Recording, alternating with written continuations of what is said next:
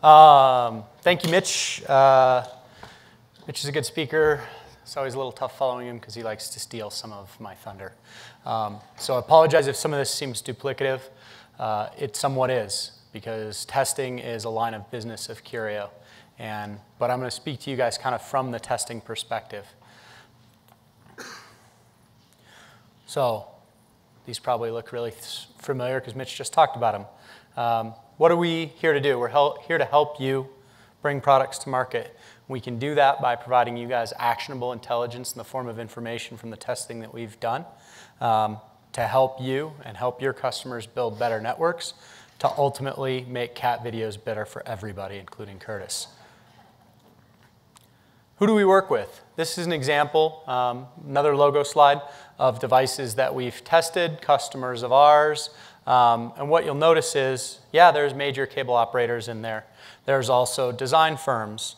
There's tons of OEMs. There's media companies. And so we're trying to get a broader breadth and trying to take what we've done very well and be able to leverage that in new and different ways.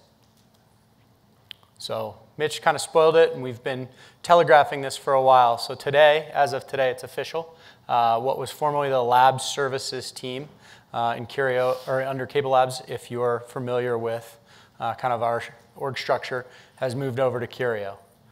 What does that mean? It means that we're the storefront. So we're the group that you'll work with for all the DOCSIS certification. And I'm going to pause and be real clear right here. DOCSIS certification is still something that's going to be done under Cable Labs. The spec was developed in Cable Labs. There's a certification board that's run by members of Cable Labs, and the cert board is ultimately who decides if a device is certified or not. That's not actually a change. The change is that it will be Kyrio employees doing the work.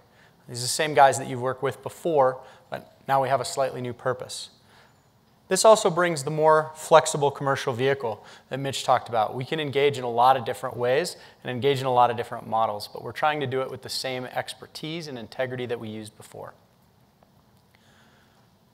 As Mitch mentioned, we can actually innovate on the business and innovate in the business. So when we decided to make this change, we said, let's look at the business and let's actually try and innovate on it. Prior to just being a certification lab, we said, well, what do we now aspire to be? And the first one's really big. We aspire to be a customer-focused organization. Now, what do we think that means? In part, that means we have to deliver things in a timely manner.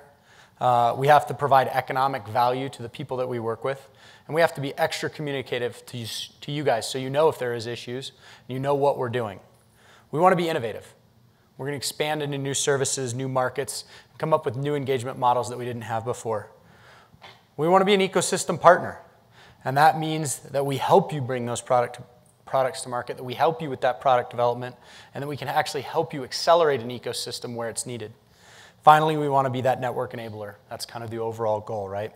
And we do that with the actionable intelligence that lets you build those better networks. So how do you work with us? In large part, the answer is the same way you did before. It's largely the same team. We have a few new folks. We have a few new websites. If you noticed today, the Cable Labs certification website now directs you to a Kyrio certification website. All the other information we collect there is the same. It's the same process for certification. It just says Kyrio on the top. Email and phone. Largely the people that you were asking questions to before are the same people you can call and ask questions to today. We'll be adding people, and we'll have new expertise that we didn't have before. And the big new one, for the first time I think in Cable Labs history, we actually hired a sales and business development person. Ho Kim is standing all the way in the back. And his job is to go out and actually seek customers and seek opportunities the same way that you guys all operate. So that leaves us with Kyrio Testing Services. We really kind of divide that into 6 key services that we provide: wireless, IoT, interop, security, network, and SDN and NFV. If these look very familiar to what Curtis and Bilal were talking about, that's not an accident. Our strategy is to follow behind those guys, take what they've done, figure out where we can commercialize it and make it useful, where we can actually build a business around it, and move that technology over. So the things that they talked about that are coming, those are probably things that will be in Kyrio at some point in time if it's appropriate. I'm going to talk about a couple of these. I'm not going to talk about all of them. Interop, we provide mostly to the cable operators. You guys benefit from that because you're in those interops, and our staff are actually helping to support you. We haven't had anybody come and say, hey, we'd like to do an external interop, but if you did, we're quite good at that. Security, that's something that we're starting to build. Obviously, that's a big concern in the ecosystem and in the industry. There should be services available, but that's not something we're ready to go commercially live with yet. Network is what we call all things wired. So that would be DOCSIS, RFI, et cetera. SDN and NFV we'll touch on real quickly, and wireless is pretty self-explanatory. So as I mentioned, network is DOCSIS, RFI, any fiber testing we might do, packet cable, and then custom testing. I want to make real clear that anything that we do for certification, we'll still continue to do for certification. That's not going to change. What can change is how you engage with us. So if you want to just do some troubleshooting before you get ready for certification, we can help you with that. If you just want to do some RFI testing when that's available, we'll be able to help you with that. If you have some crazy custom test plan that you want to dream up, we've helped people with that too. Now I want to talk again on the innovation on the business. And the big one for us, key to what we've been doing, kind of legacy, is the DOCSIS certification. When we decided to move it over, we said, okay, is there an opportunity with this new commercial vehicle to do it differently or maybe do it better or maybe just address things that we haven't updated in a while? So we hired a management consultant. They didn't look exactly like the Bobs, but they were pretty close. Those guys actually looked at all of our processes, how we set up. They made some suggestions. They talked to a lot of our customers. We surveyed the cert boards, a bunch of our members, a bunch of vendors, and with 55 overall responses, kind of boiling it down to what did people say is most important. For the members and the cert board, they said it's the validation of device hardware. It's the reduction in their own testing that they have to do in their own labs, and it's ensuring software compliance. On the vendor side, you guys said you guys are a way for us to sell products, but resoundingly, we want it faster, cheaper, and more predictable. We said, okay, we have some challenges we have to actually improve upon. So to do that, we went back and we looked at our process and we said, where do we think we have inefficiencies? Where do we think we have things that we can do better or differently to achieve some of those things? So there's two changes that I want to note. We're still working through the details of some of them, but coming July 1st, so the end of our fiscal year, beginning of our next fiscal year, we're going to go to a two-phase process for 3.1 certification. The first is going to be an initial core phase of kind of what I would consider the essential things. Things that you should be testing in your own lab, things that you should not be submitting devices to if you've got these. I'm talking about things like PHY tests, BPI, spurious emissions. And then the second is we're going to no more success-based submissions. There's two reasons that we're doing this. The first, we found the success-based submissions were just taking way too much of our time, and that was causing a huge backlog in our labs. That's one of the big reasons why things were delayed. We also found that kind of the economic value, what we were charging versus the amount of work we were putting into those, didn't line up. And we knew that people wanted it cheaper and faster. And so raising the price and extending the timeline to keep success-based submissions didn't really make a lot of sense. The other is that we think in doing this, we're going to put the onus back on the people who are submitting devices that literally quite honestly, were asking us to do your QA. If you're sending a device that has spurious emissions to us, that's something you guys should have caught in your lab. And so we're going to test some of that stuff up front. We're going to find those devices, and we're going to kick them back to that vendor and say, please fix this. Now, we'll have our engineers available on us aside if you want to work with us on Kyrio, but we're not going to do it as part of the certification process anymore. The result of this is going to be a more efficient, more cost-conscious, and more timeline-defined process, such that you know from the day you submit, if you send a clean device, it'll be done on that day. And if you send us a clean device and it goes all the way through, it'll be less expensive. That's a pretty big change. we're going to start operating our lab that way right now, be ready for this and ready to go live July 1. And we'll be communicating some more of the details around it between now and then. Moving on, wireless testing. Again, not a surprise if you paid attention to Bilal, Ike, or Ralph. Right now, we're solely a Wi-Fi focused test house because that's where cable has been. Today, we offer anechoic chamber performance testing. I really think about this as getting into the DNA of the device, seeing how it performs. We'll then do characterization testing. How does it perform in a simulated real-world environment? And then we can actually take it out to the test house. We've worked with a lot of you. We hope to work with more of you. And we've done a fair amount of customized testing services as well. Just a quick example, some of the RF performance testing. There's a lot of bad access points that exist in the market. I think that's something that Cable Labs has been working on for a while. We think we've improved. But here's just a simple comparison of total radiated power across 4 anonymized vendors. As you can see, channel 1 for the green vendor, we think had actually we know had a antenna design issue. If you're an operator, that's probably a really bad, not necessarily a bad thing. Something you want to know when you're making a decision as to which one you want to purchase. If you're a vendor, that's probably something you want to fix. On the other hand, if you're the purple vendor, this is probably a report and information you want to get into your customers' hands really quickly. The blue bars, that simply denote the device that hadn't been updated. The antenna design hadn't been updated in a couple of years since the FCC raised the do not exceed levels. So we did that actually for competitive benchmarking. And I can tell you that the sales engineers on that device or their competitor that we're trying to unseat was very excited to see that. It's a pretty compelling story to go, look, they haven't updated their antenna design in 2 years. What else haven't they done? Just examples of things that we can do and help you with. We've talked a lot about the test house. And test house shows a lot better in real life, just like the lab does.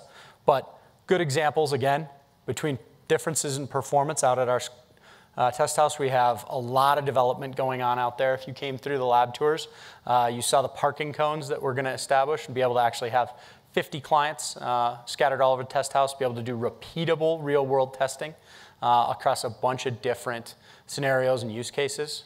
I've got a bunch of teenagers in the bedroom streaming 4 videos on 4 phones. I have the hyper-connected house with 8 Amazon click buttons and a smart bed and the smart refrigerator that's apparently going to get hacked. We're going to be able to do all that stuff very much real-time, very repeatable. We're very excited about that. We'll be rolling out more information about that here shortly.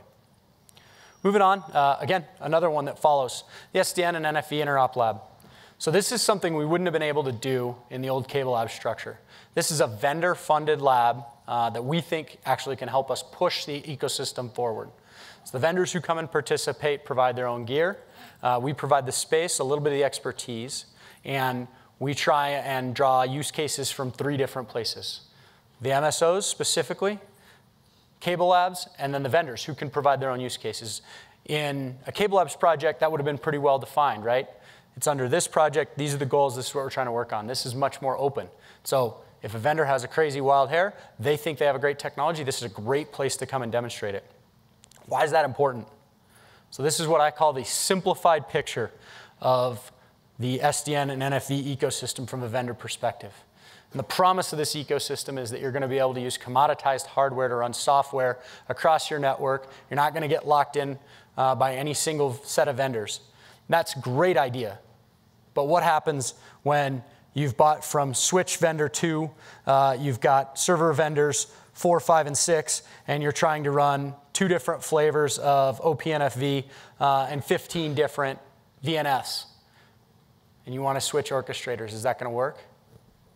I don't know. If you just did pairwise testing, right here we're showing more than 6,000 different combinations. I don't think we're going to get through all those. That's not the plan. But we do want to start to develop reference architectures, reference designs, and be able to say, you know what? We've smoke tested it. We can actually see that it works. We've been able to do the combination testing and see if you need effectively shims in between those layers, or do they actually work? We've been able to run some performance testing to see if it is established, and then we've done some stability testing. We will start rolling out some pretty interesting stuff here I think summer conference timeframe around, someone mentioned doing some virtual CMTS with a couple of the partners in the lab, some wireless applications. If you guys have thoughts, we'd love to talk to you. We'd love to have you into the lab. We'd love to start working with you. We think of this very much as pushing the snowball downhill, and the more we can do, the faster we can accelerate that ecosystem. Finally, the Internet of Things. Again, something we've talked a lot about. This is a very new initiative for Kyrio. We're again following Cable Labs. We are one of the first Open Connection Foundation certification houses. So OCF launched their first certification, their first spec, OCF 1.0 in the fall. 3 devices have been certified. We did 2 of them. We're also building out a innovation lab out at the test house. We want to be that highly connected, super IoT home such that you can control your fireplace, your lights, your stereo, your front door, and your shades all with your TV, smartphone, wristwatch, whatever. And be able to have that ecosystem so that we can kind of be a leader in this space. Again, you'll see this dovetails really, really well. Obviously, security is a big one. As we start to develop some reference designs and work very closely with Mike Glenn's team, this will be something that we think we'll be able to offer. Again, critical to the ecosystem for it to kind of gain and achieve what everybody thinks it can be. Mitch touched on a couple of these.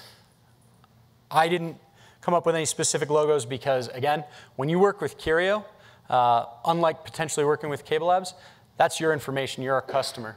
So unless you want us to share it, if you have a bad test and you don't like it and you want to throw it in the trash, great, you paid for it. If you do want to share it, great, we'll do that too. So some great customer success stories. We do a lot of validation of tech. Does device X deliver Y? Do you see chipset performance of alpha out of that? We can do that, and we can write your report. We can help you either validate, get through kind of the MSO testing cycle that Scott railed on about earlier. We've helped people raise money to go from seed stage to A and B. We've helped people kind of demonstrate what they do. The next one's obviously competitive benchmarking. How do you perform against your competitor across a set of tests written by a third-party test house? That's great if you need it for marketing. It's also really good if you know that you need to improve. We've helped operators, OEMs, do both. MSO-focused marketing then naturally follows. If you have proof that you are far and away better, I want to caution you on integrity. Let's say we test 2 wireless access points and somebody has a better performance in channel 1. There's a natural tendency to walk out, raise that report real high and say, we're the best performing wireless access point in the world. That's not true. We'll be able to say, you outperformed in channel 1. But that's still very valuable. And if you outperform on everything, that's even better.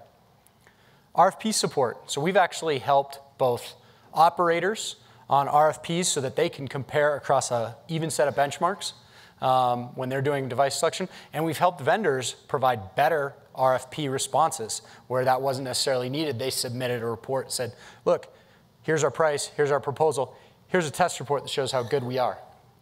And then finally, product development. Because sometimes when you do that test, you actually find issues. Mitch mentioned the Edgewater Wireless and what was in there, but he didn't talk about, or excuse me, not Edgewater Wireless, Shaw scenario. There were 2 access points that were being tested. One of them actually had a pretty big issue. And I'm not going to go into what it was, but actually working with us, we were able to help that vendor improve that product. And so kind of a win-win for both. That's all I have. Look forward to chatting with all of you. And look forward to working with this team to kind of expand what we can do. What will Kyrio charge for interops? It depends. What do you want to do an interop for? That's going to be very case by case. How much support do you need? What I would say generally on Kyrio services, we do well over 6-figure engagements. I haven't done a single 7-figure engagement, but I'd love to talk to anybody who might want to be the first. And we'll do stuff in the $5,000, $10,000 range. We're real good at trying to right size. We work with the largest MSOs. We work with very large OEMs, and we also work with startups. So it depends on what you need and what your budget is.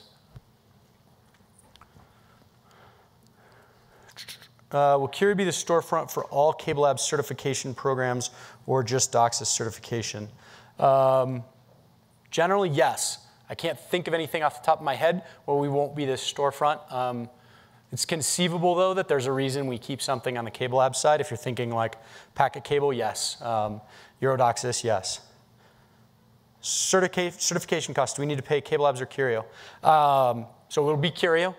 That's one of the big things. That's one of the reasons we didn't roll that out today. The nice thing is that we've figured it out that if you don't figure it out right away, I know sometimes it takes a while to change billing systems, you can pay Cable Labs and we can actually move the money over.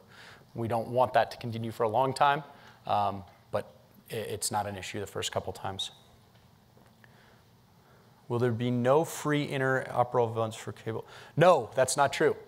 So if Cable Labs hosts an interop, we're supporting Cable Labs. Cable Labs is our customer. So if you guys are there, like today, for the RFI interop, that's a free event that Cable Labs is putting on to help drive the ecosystem forward and develop that technology. We're there supporting Cable Labs. So that's not planning to change. Go ahead. Yeah, if some manufacturer comes to you with some new IoT device and wants you to do some testing on it, and they pay you to do, here's the spec, and you find that there are gaps in it, like security-related things, do you tell them that they're missing that and advise them and tell them what they should be doing, like up and above what they came to you with? Yeah, we hope to. I think that's part of the kind of theme of actionable intelligence in terms of we want to help you make a better device. Probably up to them as to what they actually end up paying attention to and listening to. But yes, if we see glaring gaps, that's something that we definitely want to try and address. Sorry, I got lost track. How long, on average, does it take an access point to test or get certified? So Wi-Fi access points, there is no certification today. There's the FCC do not exceed. It's one of the problems. They're actually on the Cable Lab side doing some work to try and set a performance standard. So we don't certify it. Testing can take as little as a day. I think, where's Tim Dalton back here? Tim actually collected devices today from somebody, and tests have already started. We should have a report out to them, a very robust, thorough, full report, I think by Friday. So it can go very, very quickly.